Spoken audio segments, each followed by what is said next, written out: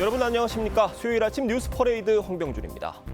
이재명 대통령이 미국 필리 조선소를 방문해 한미 양국의 조선업 협력을 강조했습니다. 이번 일정을 끝으로 이 대통령은 3박 6일간의 순방 일정을 마치고 귀국길에 오릅니다. 필라델피아에서 최지원 기자입니다.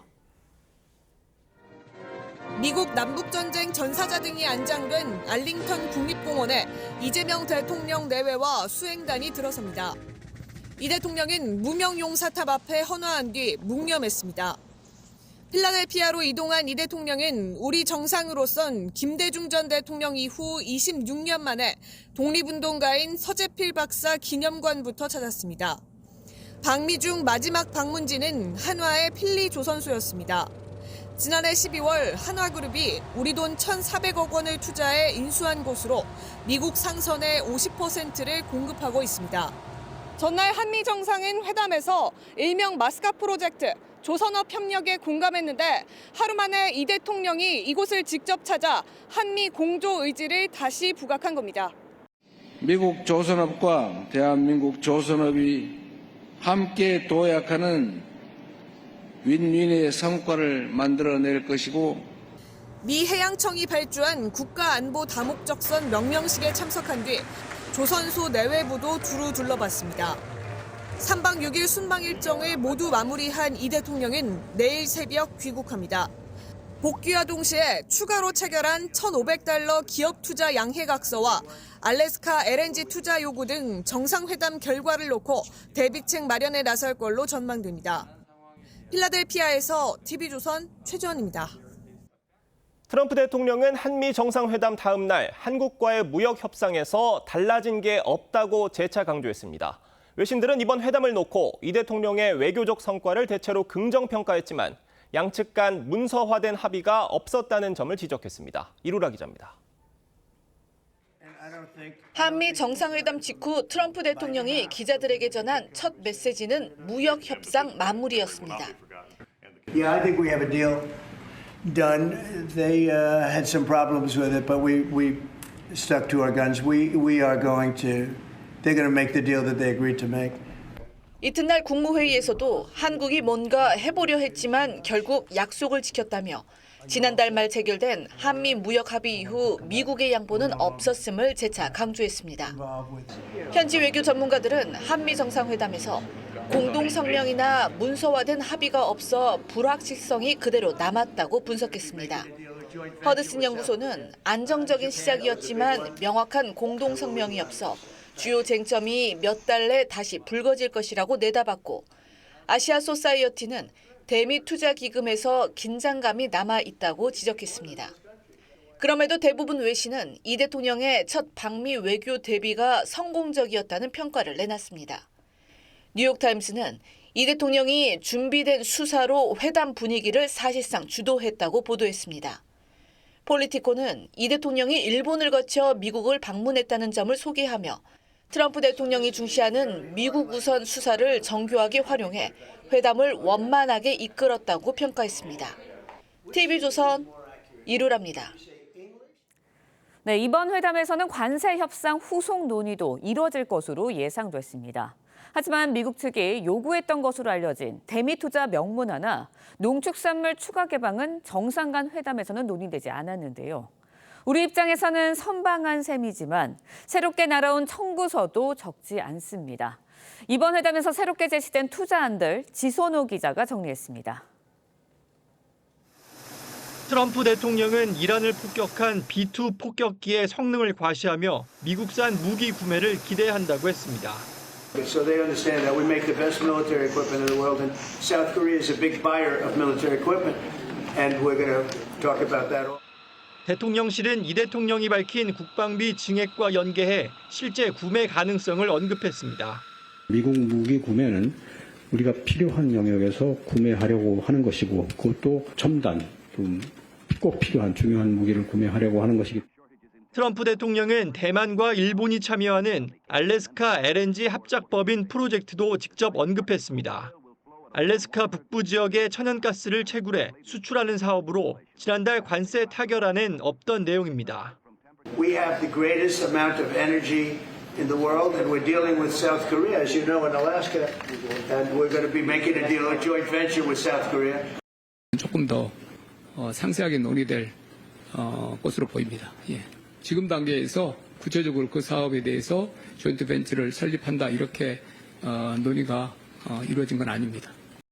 쌀이나 30개월령 이상 소고기 등 미국 측이 요구한 것으로 알려졌던 농축산물 추가 개방은 정상회담에선 논의되지 않았습니다. 3,500억 달러 규모 대미 투자의 구체적인 내역도 실무 단위 협의로 넘기기로 했습니다. 우리로선 시간을 번 셈인데 문서화된 합의문이 나오지 않은 만큼 불확실성은 여전하다는 평가가 나옵니다. TV조선 지선호입니다. 전해드린 대로 이재명 정부의 첫 한미 정상회담이 마무리됐습니다. 네, 경제 분야의 성과와 과제는 무엇인지 서지용 상명대 경영학부 교수와 함께 자세히 짚어보도록 하겠습니다. 안녕하십니까? 안녕하세요. 교수님, 이 대통령의 방미를 계기로 우리 기업들이 1,500억 달러를 투자하기로 했습니다. 이게 기존에 한미가 합의했던 3,500억 달러의 그 펀드 규모와는 별도라고 해요? 예, 그렇습니다. 하나 209조 원 정도 규모인데요. 예. 기존에 이제 그 공동 펀드 조성했던 3,500억 달러는 이제 금융 지원 형식이죠. 그렇죠. 그래서 이제 대출이나 보증 형태인데 그거하고 별도로 이번에 순방단에 참여했던 기업들이 미국에 직접 투자하는 규모가 1,500억 불입니다. 예. 주요 내용 보게 되면은 이제 그 삼성, HD, 현대, 그다음에 한진, 두산들이 이제 그 MOU 체결을 했는데요. 예. 계약하고 MOU 체결 한 11건 중에 6건이 이제 원전과 이제 조선 관련 분야예요. 이 분야에 상당히 집중돼 있고 특히 이제 마스가 프로젝트 관련된 네. 이 조선 쪽에 특화가 돼 있고요. 그다음에 최근에 눈여겨볼 수 있는 소형 모듈 원전이죠. 차세대 원전 기술. 예. 이쪽에 이제 우리나라의 한수원, 두산 에너빌리티, 그다음에 미국의 아마존 웹 서비스, 엑스에너지가 이제 4자 간 MOU 체결한 것도 눈에 띌 만한 내용입니다. 예. 도널드 트럼프가 이번 정상회담에서 아무래도 조선업 분야의 협력에 대해서 강조를 했거든요. 마스가 프로젝트, 지금도 앞서서도 말씀해 주셨는데 마스가 프로젝트에 우리 기업들이 어떤 방식으로 참여를 하게 되나요? 예, 주요 기업들 보게 되면 HD 현대, 예. 삼성중공업, 그다음에 그 작년에 1억 달러 투자해서 필리조선소 인수한 예. 한화 이런 기업들이 참여하는데요. 주요 내용들 보게 되면 미국 내 신규 조선소 건설, 그다음에 인력 양성, 그다음에 공급망 재구축, 그다음에 유지보수 시설 사업의 MRO라고 하죠. 예. 이쪽에 참여하는 그런 내용들입니다. 현지 조선업 부흥시키고 미국 노동자와의 어떤 현지 그 현박 건조하면서 기술 이전과 미국 조선업 부흥하는데 기여할 거로 생각이 되고 특히 이제 트럼프 대통령도 한국 조선업에 상당히 기대를 많이 걸고 있기 때문에 예. 이번 협상에서 주요 내용이 됐던 것 같습니다. 네, 이재명 대통령 마지막 순방, 그러니까 미국 방미 일정으로 마스가 프로젝트 주요 하나 필리조선소 방문을 했습니다. 근데 아직까지는 하나가 구체적으로 어떻게 조선업에 대해서 투자를 할지는 나오지는 않았어요. 예, 그렇습니다. 이후에 나오겠죠? 예, 그렇습니다. 이제 상징적으로 한미 조선 협력의 상징인 필리조선소를 이재명 대통령이 순방 마지막에 예. 방문하셨는데 예. 특히 이제 하나그룹 같은 경우는 지난해에도 이제 1억 달러 투자했었고요. 그다음에 이번 그 이 대통령 방문 이후에 대미 투자 계획이 좀 구체화될 가능성이 있습니다. 청사진들, 그다음에 향후에 이제 나오는 얘기들 보게 되면 연간 1.5척 정도의 생산 능력을 2035년까지 10척까지로 이제 생산 확대하겠다 이런 내용들이 포함되어 있거든요. 청사진과 관련된 구체적인 내용들이 아마 이 대통령 방문 이후에 본격적으로 발표될 예정입니다. 네.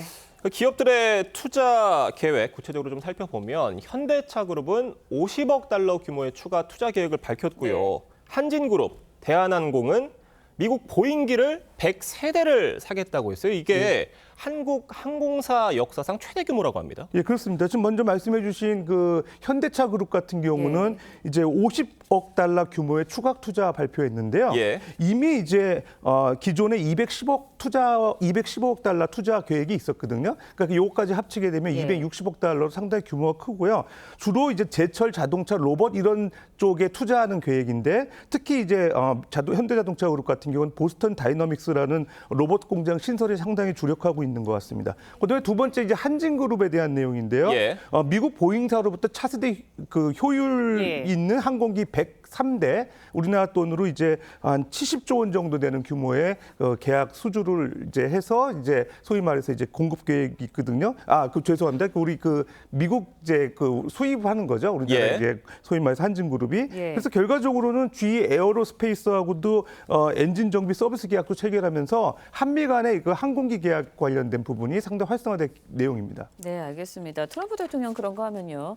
정상회담에서 한국이 일본과 함께 알래스카 액화 천연가스 개발 사업에 투자할 계획이다라고 밝히기도 했어요. 하지만 이 액화 천연가스 개발 사업 투자 이거는 지난 관세 협상에서 나온 이야기가 아니거든요. 그렇다 보니까 아무래도 우리가 여기에 참여를 할 때 어떻게 참여를 할지 여기에도 관심이 쏠리는데 과연 우리에게도 실익이 있을지 이 부분도 관심이 쏠립니다. 어떻게 보세요? 사실 예상하지 못했던 사업이기 때문에 LNG 사업 같은 경우 불확실성이 많죠. 근데 이제 실제로 트럼프 대통령이 이쪽에 관심이 있는 내용들은 미국 내 에너지 공급 다변화, 그다음 무역 적자 해소, 일자리 창출에 기대를 걸고 있기 때문에 한국의 이 사업에 참여를 좀 권유하고 있는 것 같아요.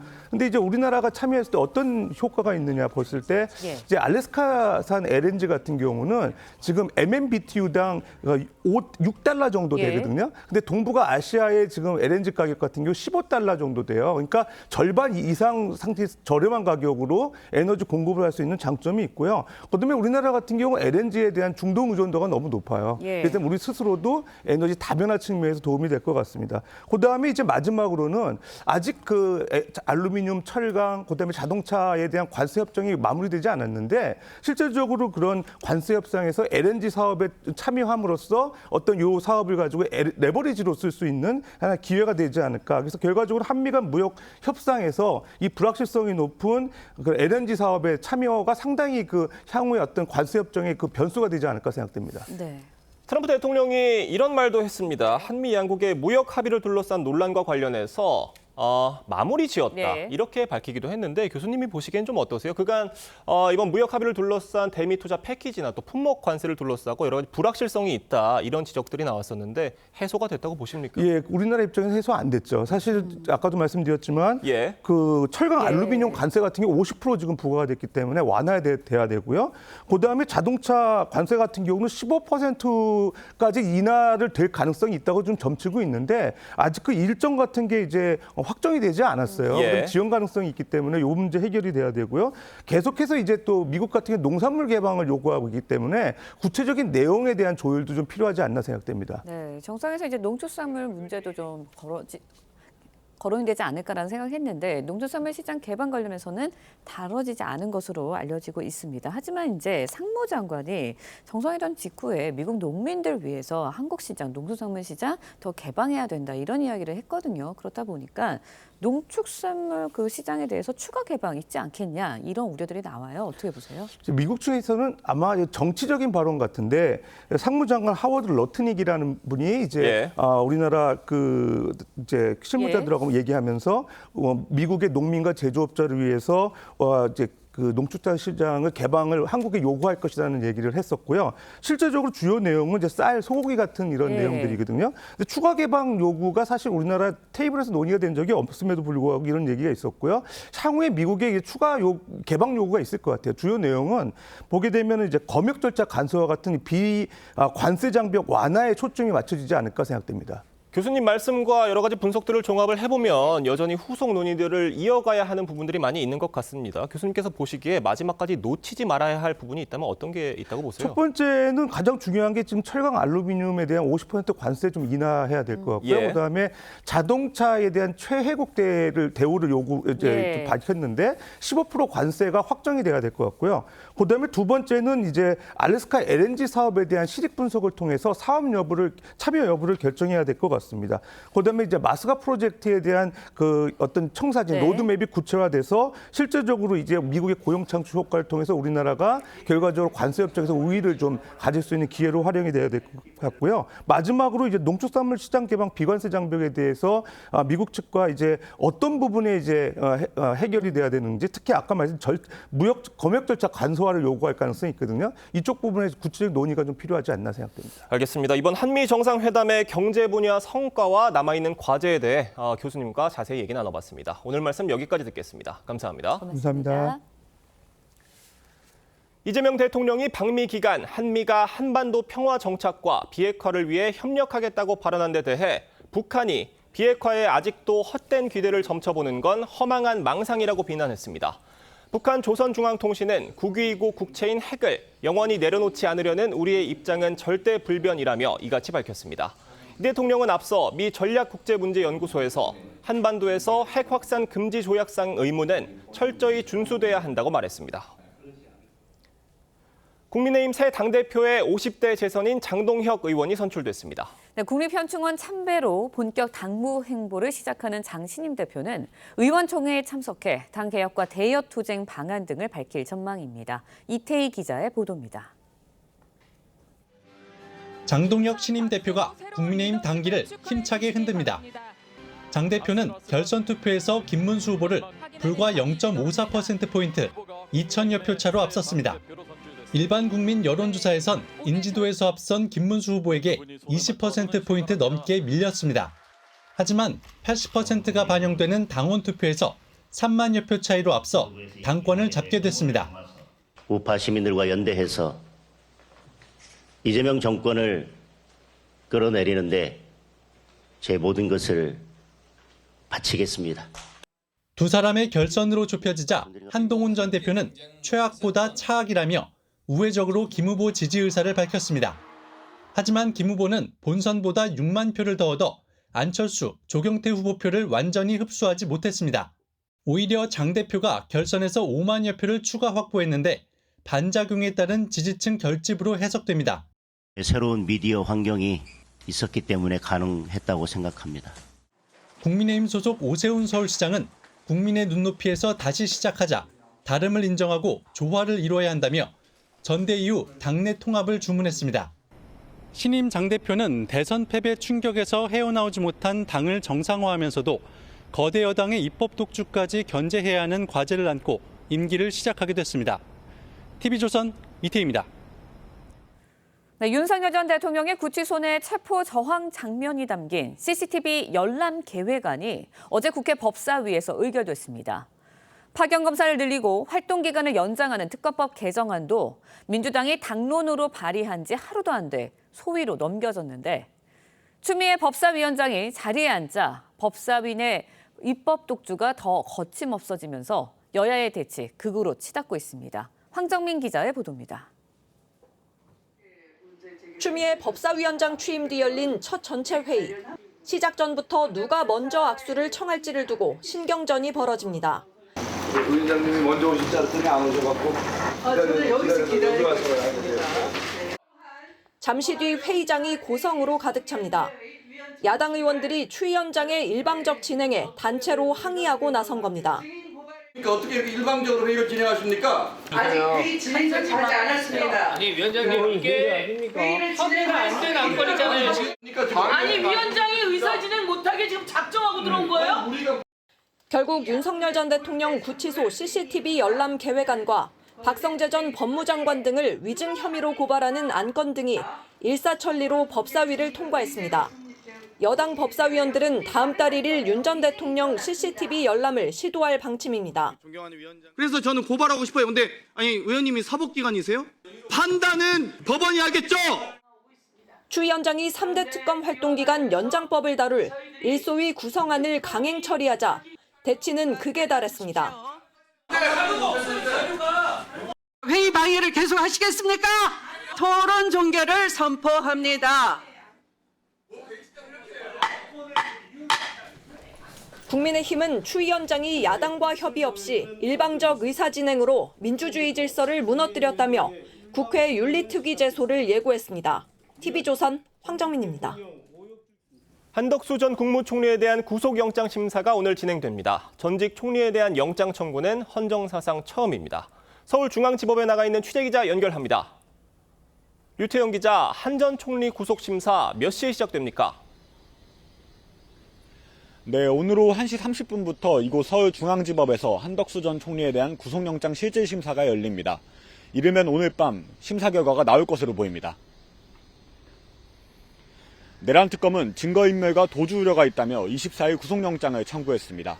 내란 방조와 위증, 허위 공문서 작성 등 혐의를 적용해 54쪽 분량의 구속영장 청구서를 법원에 제출한 건데요. 한 전 총리가 국무회의 소집을 건의해 불법 계엄 선포의 절차적 정당성 확보를 도왔다고 본 겁니다. 법원의 영장 발부 여부에 따라 특검팀의 남은 수사 속도도 결정될 전망입니다. 영장이 발부되면 특검의 다른 국무위원에 대한 내란 가담과 방조 혐의 적용에도 힘이 실릴 수 있습니다. 하지만 기각되면 무리한 혐의 적용이었다는 비판이 예상됩니다. 국민의힘 권성동 의원도 오늘 특검 소환 조사 예정이 돼 있죠? 네, 그렇습니다. 국민의힘 권성동 의원은 오늘 오전 10시 서울 광화문에 위치한 김건희 의혹 특검에 출석할 예정입니다. 특검은 권 의원을 정치자금법 위반 혐의 피의자 신분으로 소환했습니다. 통일교 윤무본부장이 교단 현안 청탁을 목적으로 권 의원에게 불법 정치자금을 건넨 것으로 의심하고 있습니다. 또 특검은 윤 전 본부장과 건진법사 전성배 씨가 2023년 국민의힘 전당대회 당시 권 의원을 당대표로 당선시키기 위해 통일교 신도들을 입당시키려 했다는 의혹도 조사할 예정입니다. 권 의원의 제기된 의혹에 대해 결백하고 당당하다며 이재명 정부의 표적 숙청 시도를 반드시 극복해 나가겠다고 밝혔습니다. 서울중앙지법에서 TV조선 류태영입니다. 정치권 소식 짚어보는 아침의 맞수 시간입니다. 패널 3분 모셨습니다. 김진욱 더불어민주당 전 대변인, 윤기찬 국민의힘 법률위 부위원장, 강전애 변호사 나오셨습니다. 안녕하세요. 이재명 대통령과 트럼프 대통령의 첫 한미 정상회담을 놓고 여야는 엇갈린 평가를 내렸습니다. 목소리 들어보겠습니다. 대통령님과 정부가 연일 국익을 위해 애쓰고 성과를 거양하고 있습니다. 한미동맹 현대화, 경제 통상 안정화, 새로운 협력 분야 개척을 폭넓게 논의했습니다. 양국 정상은 조선, 에너지 분야 협력 의지를 재확인했고 북핵 문제 해결과 한반도 평화를 위한 아이디어에도 공감했습니다. 이번 정상회담의 전체 과정은 한마디로 역대급 외교 참사라 할 것입니다. 결과적으로 기업들의 1,500억 불 투자까지 추가로 갖다 바친 굴욕 외교라고 할 수밖에 없습니다. 공개회담 내내 제대로 답변할 기회조차 갖지 못한 병풍 외교라 하겠습니다. 들으신 것처럼 여야가 상반된 평가를 내렸습니다. 이 대통령의 실용 외교 시험 때였던 첫 한미 정상회담이었는데 윤기찬 부위원장님께서는 100점 만점에 몇 점 주시겠어요? 49점. 49점이요? 네. 일단 저희가 우려했던 것 달리 분위기는 괜찮았는데 예. 사실 내실은 그렇게 있지 않았던 건 사실 맞잖아요. 그런데 북미 회담 중재하러 가신 건 아니잖아요. 그래서 에피타이저로 그 말을 꺼내서 소인수 회담 때 분위기를 부드럽게 하고 예. 트럼프 대통령으로부터의 어떤 신뢰를 회복할 수 있는 계기를 마련한 것은 좋은데 이것이 마치 그 메인 디시처럼 돼버렸어요. 사실 저희는 관세 통상과 관련돼서 불확실성을 없애러 간 거잖아요. 예. 근데 불확실성 관련된 여러 가지 징조는 없었고 오히려 저 6천억 달러를 투자하는 거잖아요. EU가 저희보다 16배 GDP가 큰데 그 투자 규모와 맞먹거든요. 그렇다면 뭔가 국민적 부담을 줄이는 데는 다소 좀 성과가 없었고 오히려 저희 국민적으로 크게 기대하지 않고 관심이 없었던 북한 문제만 잔뜩 말씀 주시고 나와서 취지는 이해하지만 사실은 주종이 좀 바뀐 거 아닌가 이런 생각이 듭니다. 공개 회담에서 북한 이슈로 좀 분위기를 풀어서 화기애애한 분위기를 만들었던 점에 대해서는 평가를 해주셨는데 내실은 좀 부족했다라는 평가십니다. 49점이요. 몇 점 주시겠습니까? 저는 뭐 99점 드릴 수 있을 99점이요? 것 같습니다. 이재명 대통령과 트럼프 대통령의 첫 대면입니다. 예. 첫 대면에서 이렇게 화기애애할 것이다라고 우리 국민들 아무도 기대하지 않으셨지 않습니까? 우리 국민들이 기대를 뭐 잘 해고 왔으면 좋겠다라고 했지만 가장 큰 걱정은 뭐였냐면 트럼프 대통령의 옆에 앉는 저 의자를 많은 분들이 전기 의자 같은 그런 느낌이다라고 표현할 정도로 굉장히 저 자리가 고통스러운 자리, 특히 젤렌스키 대통령이라든지 남아공 대통령 같은 경우에는 저 자리에 앉았다가 봉변을 당하고 왔다. 그래서 예. 그렇게 되지 않겠느냐라는 걱정들이 상당히 많았습니다. 그런데 회담 내내 어땠습니까? 분위기가 아주 화기애애했고 트럼프 대통령이 환하게 웃음 짓는 그런 자리를 만들었다면 우리 정부가 특히 이재명 대통령이 트럼프 대통령에 대해서 굉장히 준비를 철저하게 많이 했고 그래서 우리가 더 이상 트럼프 대통령의 돌발적인 요구에 뭔가를 내줘야 하는 그런 상황을 맞지 않았다라는 것, 이런 부분들은 굉장히 선방을 하고 온 것이다라고 한다면 예. 이 부분에 대해서 평가를 인색하게 할 이유가 없다라고 보여지고요. 지금 국민의힘에서 무슨 그 병풍 외교니 외교 참사다 이렇게 말씀하시는데 진짜 국민의힘이 국익을 위해서 이번 회담이 잘 되기를 기원한 거 맞습니까?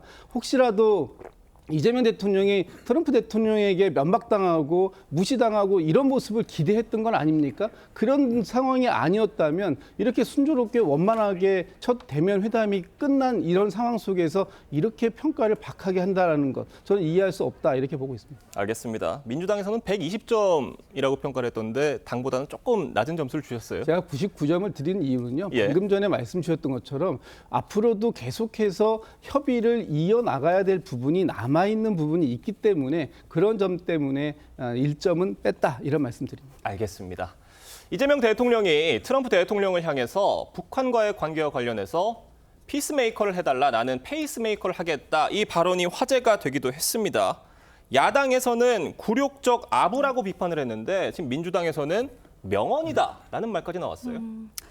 조금 아까 화기애애했다라고 말씀을 하셨는데 처음부터 그런 분위기는 아니었던 것이죠. 이재명 대통령이 어떻게 보면은 트럼프 미국 대통령이 들으면 좋아할 만한 이야기들, 피스메이커라든지 그리고 북한의 트럼프 월드를 만들면은 본인도 거기에 가서 골프를 치고 싶다라든지 이러한 단어들을 사용을 하면서 트럼프 대통령으로 하여금 어쨌든 웃음 짓게 한 것은 나름대로 성과가 있다라고 생각을 합니다.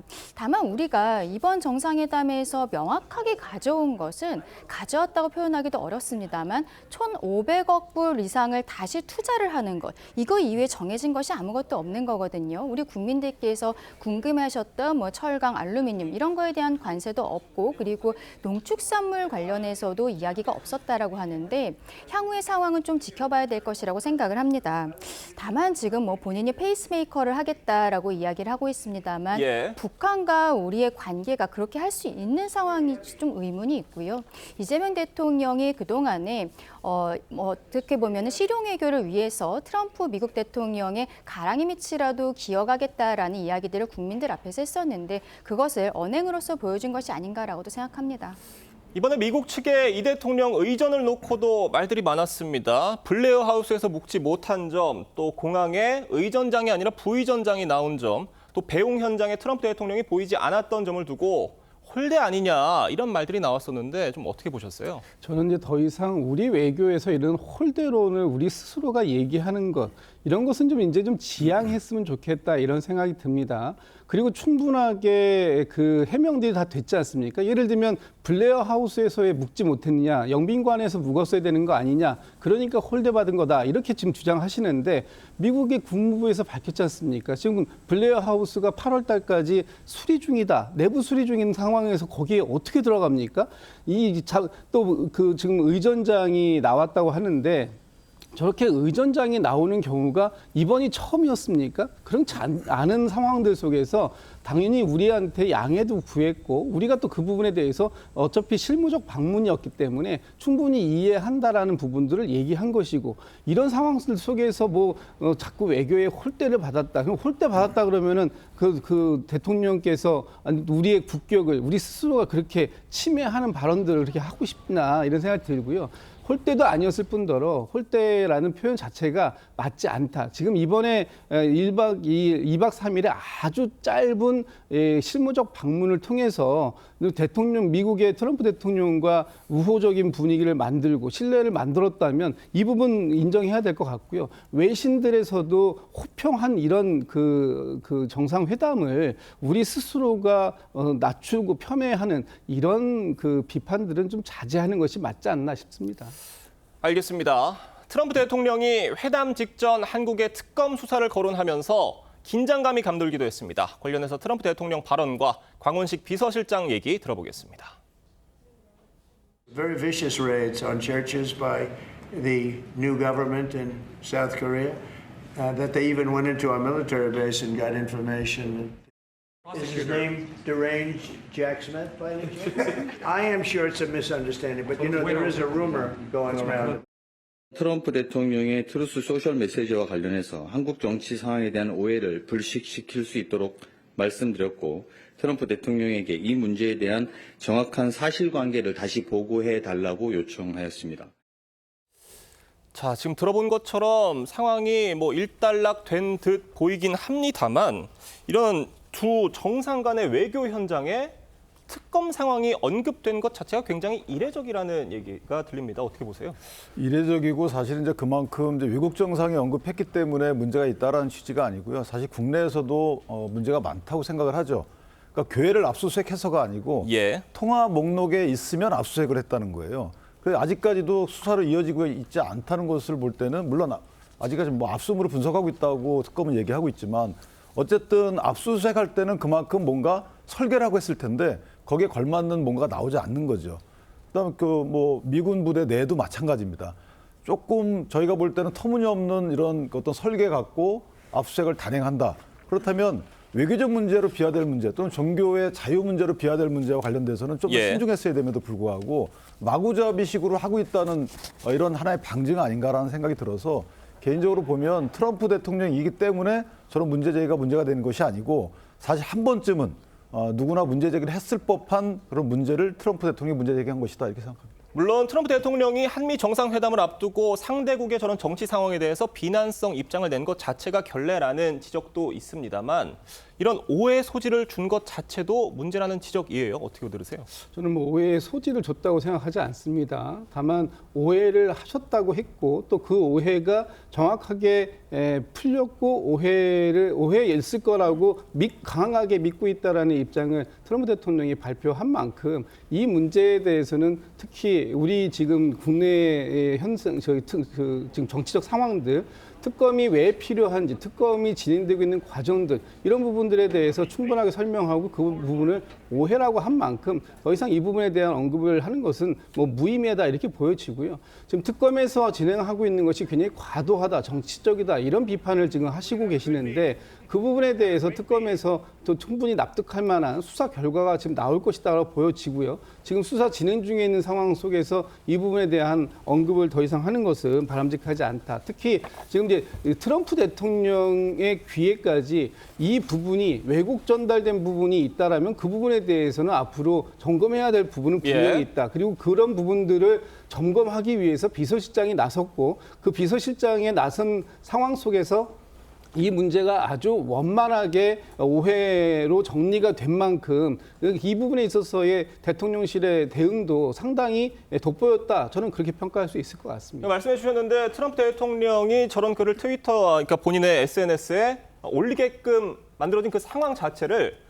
우리 정부가 관리하지 못했다는 점에 대해서도 지적이 나오고 있거든요. 어떻게 보세요? 그렇죠. 오산 공군기지에 대한 압수수색에 대해서는 당시에도 많은 이야기들이 있었던 것이 사실입니다.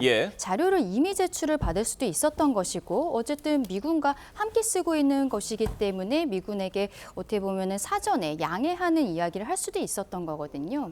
이번 정상회담 과정에서 트럼프 미국 대통령이 한 이야기 중에 미군 기지를 지금은 임대 형태로 쓰고 있지만 아예 소유권을 가지고 오고 싶다. 이런 이야기를 한 배경에도 이번 특검의 압수수색이 있었던 것이 아닌가라는 생각이 듭니다.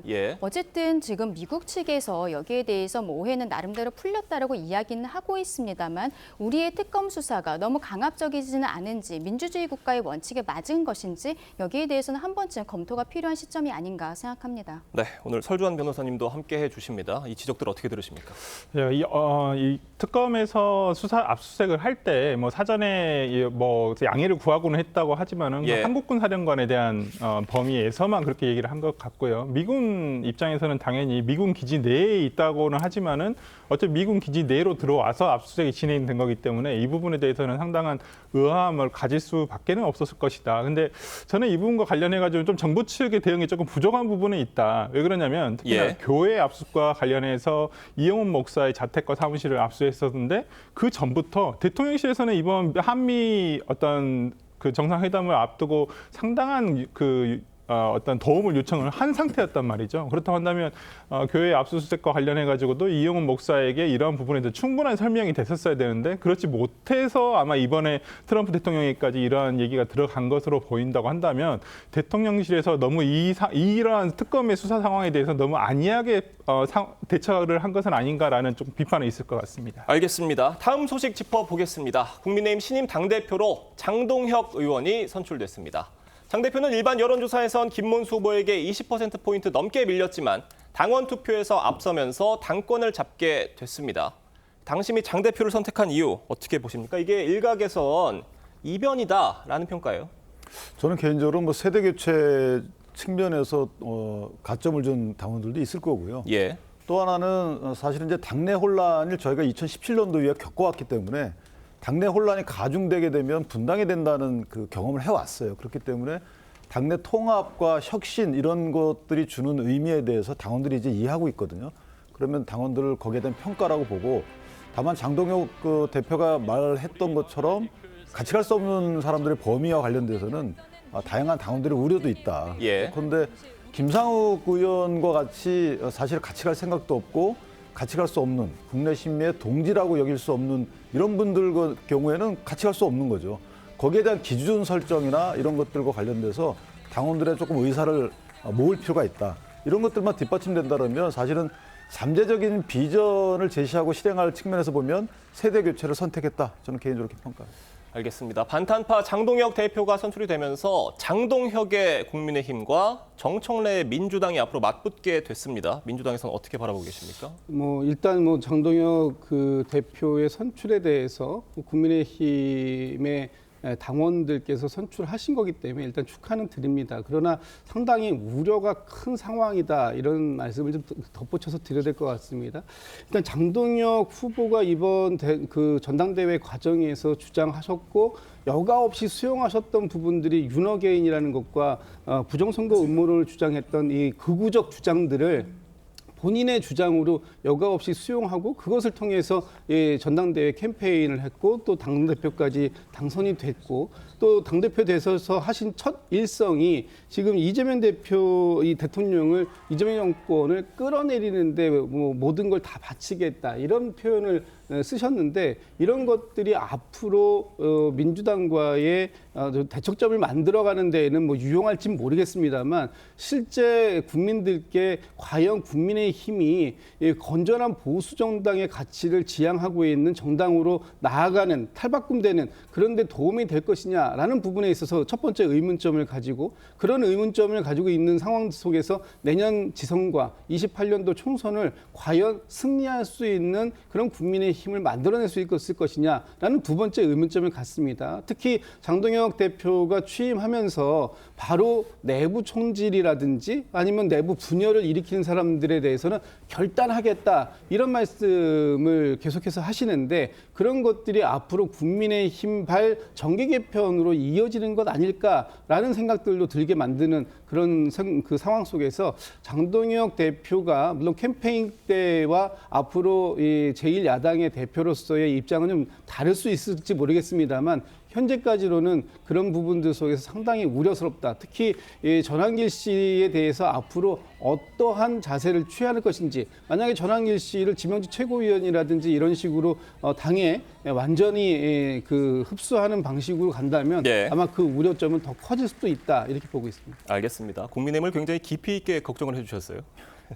장동혁 대표는 이른바 내부 총질에 대한 결단도 예고하고 있습니다. 최고위원에 선출된 찬탄파 양양자 의원 입장까지 들어보겠습니다. 원내에서 계속 당을 위험에 빠뜨리거나 당론을 어기는 분들은 저는 결단을 하고 가는 것이 오히려 밖에 있는 우파 시민을 결집하는 데도 저는 도움이 된다고 생각합니다. 저는 선거적 표현일 거다. 107명의 의원 중에 어떤 의원을 축출하고 제명하고 말 수가 당대표 혼자서 할 수 있는 일이 아닙니다. 실제적으로는 이런 일이 일어나기가 어렵다라고 보는 것이거든요. 장동혁 대표가 그러니까 단일 대우에 합류하지 못하는 분들, 당론 어기는 분들에 대해서 결단하겠다. 결단이란 얘기를 했습니다. 이 표현에 대해서 양향자 최고위원은 이런 일은 일어나기가 어렵다고 본다라고 해석을 했는데 강준하 변호사님께서는 이 결단의 의미를 어떻게 들으세요? 아무래도 친한동훈계 인사들과의 관계 설정, 이것을 예. 어떻게 할 것인가. 이게 결선 투표에서도 김문수, 장동혁 두 후보의 좀 그 다른 모습들을 보여주는 지점이었었거든요. 실제로 친한계 인사인 김종혁 전 최고위원이 윤리위에 회부가 되어 있는 상황입니다. 예. 그리고 최근에 방송에서 이번에 당선된 김민수 최고 같은 경우에는 당원 게시판 사건에 대해서 당무감사를 해야 된다라는 이야기를 강하게 이야기를 하고 있더라고요. 그렇다면은 아마도 첫 번째 최고위원 회의에서 이 윤리위와 당무감사를 어떻게 진행할 것인지 결정이 될 것이라고 생각을 하고, 최근에 나오고 있는 분당에 대한 이야기는 한동훈계에서 지금 나가기에는 좀 실기한 것이 아닌가라는 생각이 듭니다. 이번 전당대회 과정에서 조경태 의원 그리고 김근식 후보가 보여줬었던 득표율이 좀 파괴적이지 않기 때문에 지금 나간다면 스스로 나가는 것이지만 실질적으로는 축출되는 이미지를 줄 수가 있는 것이거든요. 그래서 뭐 시기적으로 좀 요하는 부분들이 있고, 일단은 지금 당 지도부에서 김종혁 최고 그리고 당원 게시판 사건에 대해서 어떻게 처리를 할지 먼저 지켜봐야 되지 않을까 생각합니다. 예, 장동혁 대표는 윤 전 대통령에 대한 접견 의사도 밝혔습니다. 그런데 조경태 의원은 그럴 거면 당대표 그만두고 개인 자격으로 가라, 이렇게 반발을 하고 있어서 이 당 내용이 쉽게 수습되지 않을 것 같은 분위기입니다. 저는 장동혁 대표의 변신은 끝나지 않았다고 생각을 합니다. 예. 제일 처음에는 친한, 그다음에 반탄, 지금 계속 강한 지금 친윤으로까지 지금 오셨는데요. 이제까지는 어찌 보면 본인의 어떤 스탠스를 잡기 위한 것이라고 저는 보이고, 전당대회 과정이라든지 당선된 직후에도 접견을 가겠다라고 얘기를 했지만은 조건은 항상 붙었어요. 그럴 상황이 되면 한다라고 했기 때문에 저는 당 내에서의 어떤 의견들을 충분히 수렴한 뒤에 가더라도 예. 충분한 상황이 됐을 때 실행을 하지 않을까라는 싶어서 본인이 전당대회 때 했던 어떤 발표와는 조금은 다른 행보를 보여주지 않을까라는 생각을 해봅니다. 알겠습니다. 특검 수사 상황도 짧게 짚어보겠습니다. 김건희 특검이 오늘 권성동 국민의힘 의원을 피의자 신분으로 소환 조사합니다. 정치자금법 위반 혐의로 조사할 예정인데 구체적으로 지금 어떤 내용들을 조사한다는 거예요? 일단 권성동 의원이 불법적인 정치자금을 수수했다라는 것인데 통일교로부터 받았다라는 겁니다. 통일교 세계본부장 윤 씨가 메모가 있었는데 이 수첩안에 있는 메모에 2022년 1월 5일 권성동 큰 거 한 장 서포트 이렇게 적혀 있었던 부분들이 있고, 여기에 대해서 또 특검에서도 진술한 내용이 여의도에 있는 한 식당에서 그 써 있는 날짜 22년 1월 5일에 1억 원 정도의 현금을 건넸다라고 이야기를 하고 있거든요. 권성동 의원 측에서는 여기에 대해서 부인하고 있는 상황입니다만 특검 측에서는 나름대로의 진술과 메모 이런 것들을 확보했기 때문에 여기에 대한 증거가 있다라고 보고 일단은 소환 조사를 하는 것으로 보입니다. 다만 소환 이후에 바로 영장을 청구한다거나 그럴 가능성도 지금으로서는 좀 있어 보이는 상황입니다. 알겠습니다. 설주환 변호사님, 네. 권성동 의원의 경우에는 모든 사안에 결백하다, 이재명 정부의 숙청 시도를 반드시 극복해내겠다, 이런 입장을 냈는데 어떻게 들으셨어요? 그렇지만은 혐의점이 없는 것은 아니라고 보입니다. 예. 이제까지 다른 이들의 어떤 돈을 준 사람들 쪽에서의 어떤 진술을 보면 돈을 줬다라는 부분은 명확하고 본인은 이제 그 부분에 대해서 부인을 하는 것이지만은 그렇다고 하는 경우에는 보통 우리가 정치자금법이라든지 뇌물죄에서 증례를 하거나 돈을 준 쪽의 입장이 나온다고 한다면 돈을 받지 않은 쪽에서는 당연히 부인을 하는 것이라고 한다면 이제 추가적인 어떤 수사를 통해서 어떤 증거를 수집하고 차후에는 아마 구속영장까지도 청구가 될 확률이 굉장히 높다라고 할 것입니다. 알겠습니다. 오늘 이와 동시에 한덕수 전 국무총리에 대한 구속영장 실질심사도 진행이 됩니다. 어떤 결과 나올지 잘 지켜보도록 하겠습니다. 네 분 말씀 여기까지 듣겠습니다. 감사합니다.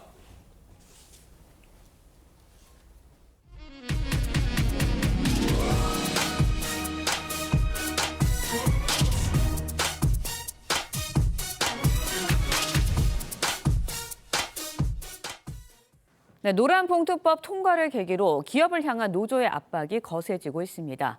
원청과 직접 교섭하겠다는 요구가 줄을 잇고 노조쟁의권이 제한된 방산업계도 파업을 허용해달라는 주장이 나오고 있는데요.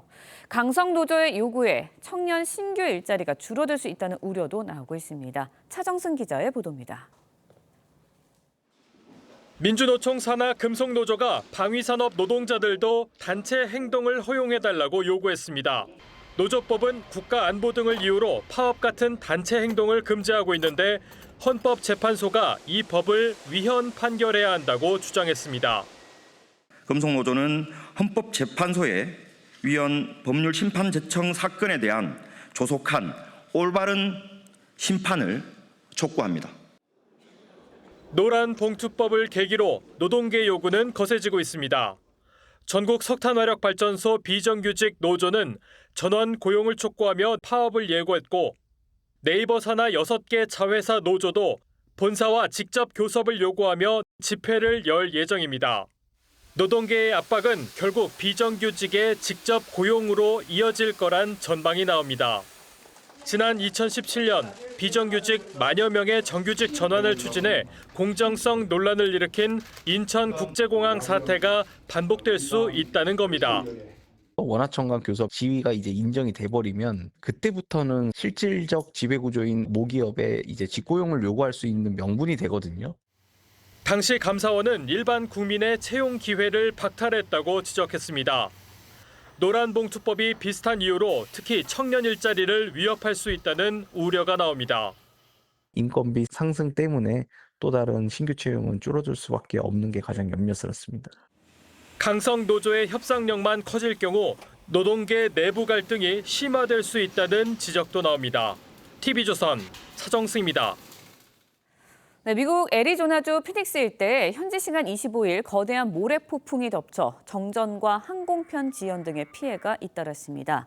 현지 언론에 따르면 시속 113km에 달하는 돌풍이 불면서 피닉스 스카이하버 국제공항의 시설 일부가 파손되고 약 1시간 동안 항공기 이착륙이 중단됐습니다. 모래폭풍은 애리조나 사막 지역 특유의 계절풍으로 발생하는데 피해 지역 일대 15,000여 가구에는 정전까지 발생해 큰 불편을 겪었습니다.